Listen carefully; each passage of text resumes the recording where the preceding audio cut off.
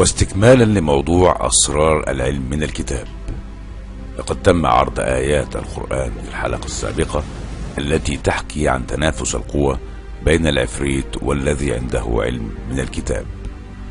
وهنا يتبادر لنا اسم آصف ابن برخية، وملخص ما ذهب إليه المفسرون عن من عنده العلم من الكتاب وقول البغوي رحمه الله، واختلفوا فيه، فقال بعضهم هو جبريل، وقيل هو ملك من الملائكة أيد الله به نبيه سليمان عليه السلام. وقال أكثر المفسرين هو آصف ابن برخية، وكان صديقا يعلم اسم الله الأعظم الذي إذا دعي به أجاب وإذا سئل به أعطى، أو كما قال الرازي إنه سليمان عليه السلام نفسه.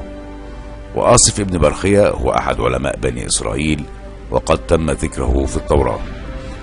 ودون الدخول في التفاصيل، فقد قيل أنه كان حارس تابوت العهد ومن المقربين من الملك سليمان، وذكر آخرون أنه وزير الملك. ومع أنه لم يذكر بالاسم في القرآن، إلا كما قلنا أن عددا من المفسرين والعلماء ذهبوا إلى أنه هو من عنده العلم من الكتاب، وكما ينتشر اسمه دجلا في كتب السحر وبين المهتمين بعلوم الروحانيات. وكذلك اختلف العلماء في اسم الله الأعظم، فمنهم من قال إنه الله، ومن قال إنه الرب، وهناك من قال إنه الحي القيوم. وفي الحقيقة لم يقترب أحد من العلماء على مر العصور من معرفة اسم الله الأعظم إلا قلة قليلة جدا من الأولياء والعارفين بالله، وهو موجود في القرآن، وهو اسم مركب وليس مفرد، لكن لا يمكن تعليمه لأحد. لذا فكلام المفسرين عام، وكان ممكن أن يقول سبحانه وتعالى عن هذا الشخص الصديق أو الرجل الصالح وخلافه ويؤدي إلى نفس المعنى، لكن خصه الله تعالى هنا بالعلم من الكتاب، في أي كتاب. وفي المواجهة ألبرت أينشتاين وسحره في نظرياته النسبية، ولربما من أكثر الكتب العلمية التي قد تثير خيالك هو كتاب النسبية لألبرت أينشتاين. ومن ضمن ما قدم أينشتاين مفهوم تحويل الكتلة إلى طاقة، الذي تبلور عنه مشروع مانهاتن وإنتاج أول قنبلة ذرية. وحينها تصدرت صورة أينشتاين على أغلفة المجلات، وفي الخلفية صورة القنبلة الذرية. ومنها حتى يتمكن العلم الحديث من نقل عرش بلقيس من اليمن إلى فلسطين بسرعة رمشة العين الواحدة التي وصفها القرآن، فسنحتاج إلى عبقرية كأينشتاين لتحويل عرش بلقيس إلى طاقة مثل الكهرومغناطيسية تقطع المسافة بسرعة الضوء، ثم لابد من تحويل الطاقة إلى كتلة مرة أخرى، فيعود عرش بلقيس مرة أخرى على هيئته. ونظريا تحويل الطاقة إلى كتلة ممكن، لكن تطبيقه عمليا فهو ضرب من ضروب الخيال العلمي. وإذا استغرقنا في الخيال أكثر، فسنفترض أنه سوف يتم ذلك عن طريق شعاع الليزر. لكن يقابلنا مشكلة أخرى، وهي أن تضبيط الأحداثيات وإعطاء الأوامر على لوحة المفاتيح فسوف تستغرق على الأقل ثلث ساعة. هذا ما حاوله البعض من صياغة مفهوم العلم من الكتاب، وهو المعرفة بالعلوم والتكنولوجيا الحديثة، وعلى رأس العلماء أينشتاين. لكن من المعلوم بالضرورة مهما برع عالم في علم من العلوم لا يكون في معزل عن أجواء عصره.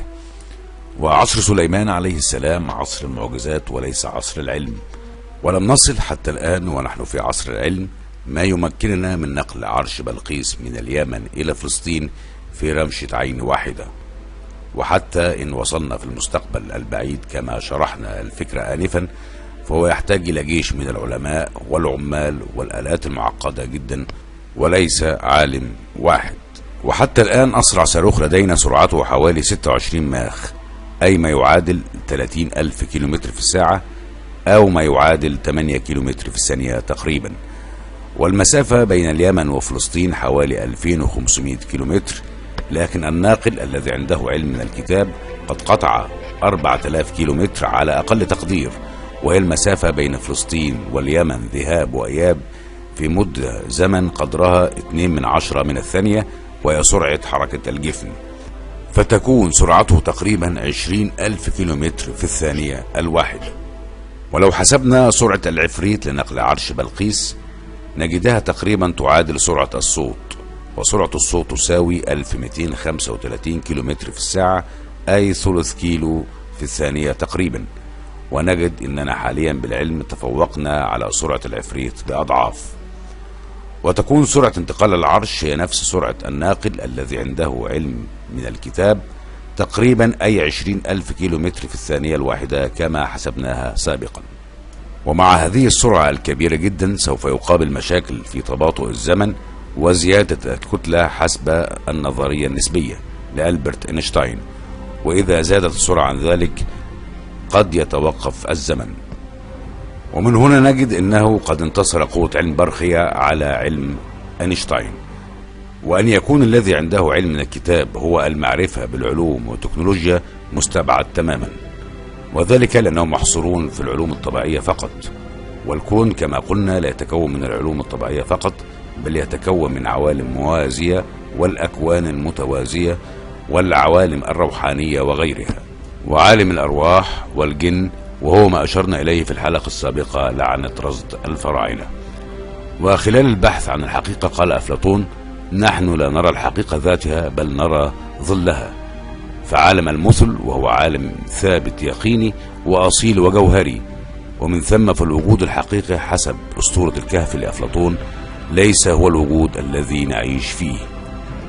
والكون مليء بالأسرار، وقد يكون أول من اكتشف السر روندا بيرن في كتاب السر، والذي بيع منه ما يزيد عن 21 مليون نسخة وترجم إلى 44 لغة.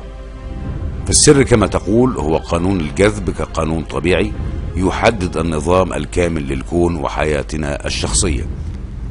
هذا يعني كلما فكرنا وشعرنا يتم إرسال تردد يخرج إلى الكون الذي يجذب إلينا الأحداث والظروف على نفس ذلك التردد.